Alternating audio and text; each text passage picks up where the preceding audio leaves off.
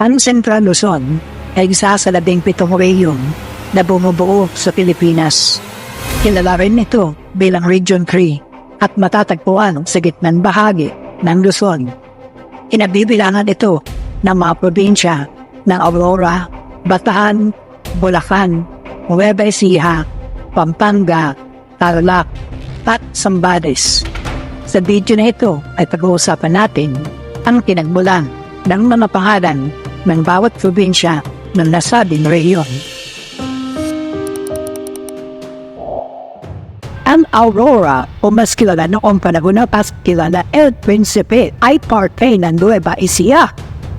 Pero noong 1902, ito ay transfer sa jurisdiction ng probinsya ng Payapas o mas kilala ngayon bilang Quezon Province. Dahil noon ang pangalan nito ay El Principe, pinalitan ito ng mga Amerikano at ipinamalan sa asawa ng nooy Pangulo Manuel L. Quezon na si Aurora Aragon.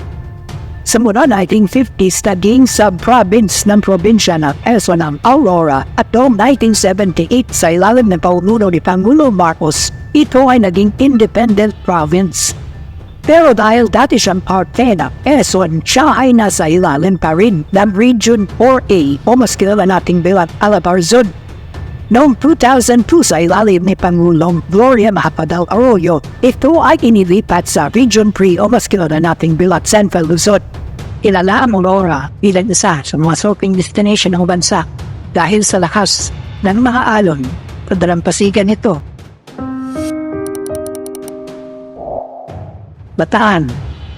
Ang Bataan ay sinasabing nagmula sa salitang Batan na lokal na tawag sa lupain sa kabilang ibayo ng Maragondon na sakop naman ng lalawigan ng Cavite. May kwentong bayan din na nagsasabing ang Batan ay isang uri ng padaka na nilalaro ng mga bata sa nasabing lugar. Ayon sa mga historian, ang Bataan ay naging isang ganap na probinsya noong January 11, 1757. Ang kapital ng Bataan ay ang Balanga. Kilala ang Bataan dahil naging simbolo ito ng katapangan at kagitingan ng mga Pilipino. Noong panahon ng World War II, ay Bataan ang naging huling sandata ng puwersa ng mga Pilipino at Amerikano. Sa probinsyang ito rin naganap ang tinatawag na Death March, kung saan ay iba-ibang sundalong Pilipino at Amerikano ang namatay. Bulacan. May iba't ibang teorya tungkol sa kung saan nakuha ng Bulacan ang pangalan nito. Sinasabing ito ay nagmula sa salitang Tagalog na bulak, isang uri ng halaman na malago sa probinsya bago dumating ang mga Kastila. May mga nagsasabi rin na nagmula ito sa salitang bulaklakan dahil di umano nang dumating ang mga Kastila ay punong-puno ang lugar ng mga bulaklak. May iba naman na nagsasabi na maaaring nagmula ito sa salitang burak dahil sa ang lugar dati ay Putikan. Maging sa petsa ng pagkakatatag ng probinsya ay hindi rin ganap na masabi kung kailan ito na itatag dahil sa kakulangan ng mga dokumento. Subalit noong 2008 ay nagpasya ang lokal na pamahalaan ng Bulacan at kilalanin ang taon na 1578 bilang taon ng pagkakatatag ng Bulacan, kung saan ay naitatag rin ang bayan ng Bulacan, ang dating kapital nito. Sa kasalukuyang panahon, ang kapital ng Bulacan ay ang Malolos. Kilala ang Bulacan dahil dito nagsimula ang kauna-unahang demokrasya sa Asia. Ang simbahan ng Baraswin sa Malolos ay lang lugar kung saan ipinahanap ang Malolos Constitution ng unang Republika ng Pilipinas. Ito ang hudyat ng pagiging isang demokratikong bansa ng Pilipinas at ang kauna-unahan sa Asia. Nueva Ecija. Ang Nueva Ecija ay ipinahalan sa isang bayan sa Spain. Ang literal na ibig sabihin ng Nueva Ecija sa Ingles ay New Ecija o ang bagong bayan na Ecija. Bago tawaging Nueva Ecija, ang lugar ay tinatawag na Pinagpanaan dahil kilala ang mga tao dito sa pamamana o archery. Ang Nueva Ecija ay dating bahagi ng Pampanga bago maging isang ganap na probinsya noong 1801 sa bisa ng kautusan ni King Carlos IV na Spain. Ang kapital ng Nueva Ecija ay ang Calayan City. Kilalang Nueva Ecija dahil tinatawag itong Rice Granary of the Philippines o ang nangungunang producer ng bigas ay siyang pangunahing pagkain ng mga Pilipino. Pampanga. Ang Pampanga ay nagmula sa salitang pampang na ang ibig sabihin ay tabing ilog. Makikita sa Pampanga ang ilog na kilala na ngayon sa tawag na Pampanga River. Walang eksaktong petsa sa pagkakatatag ng Pampanga bilang isang probinsya.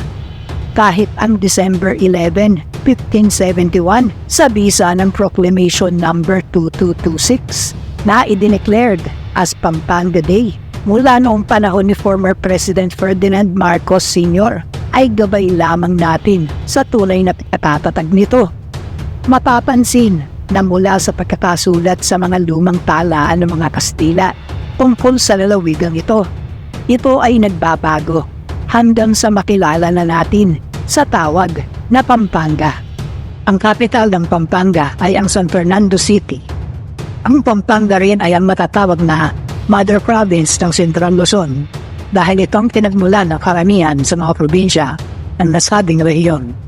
Kilala ang Pampanga dahil sa matatagpuan dito ang Clark na dating military air base ng mga Amerikano at sa ngayon ay isa na ang industrial park. Tarlac.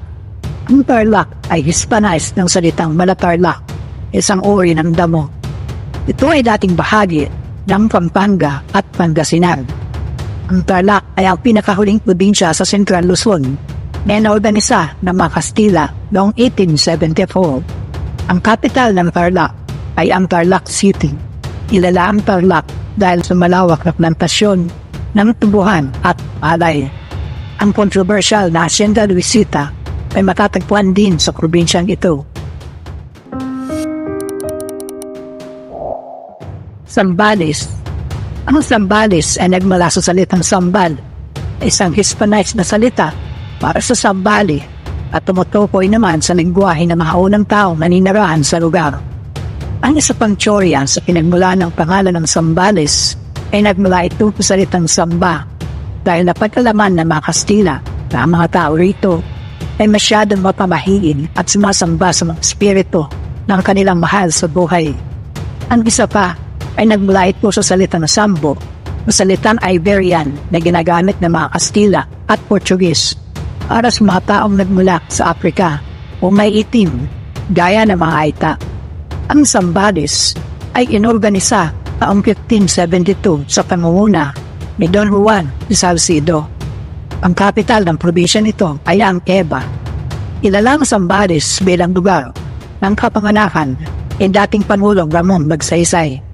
Matatagpuan rin sa hangganan ng Zambales ang Mount Pinatubo na nagtala ng isa sa pinakamapandinsarang pagputok ng isang bulkan. Ang Subic Bay ay isa rin sa kilalang pasyalan sa probinsya na mayroong beach, shopping center at water park.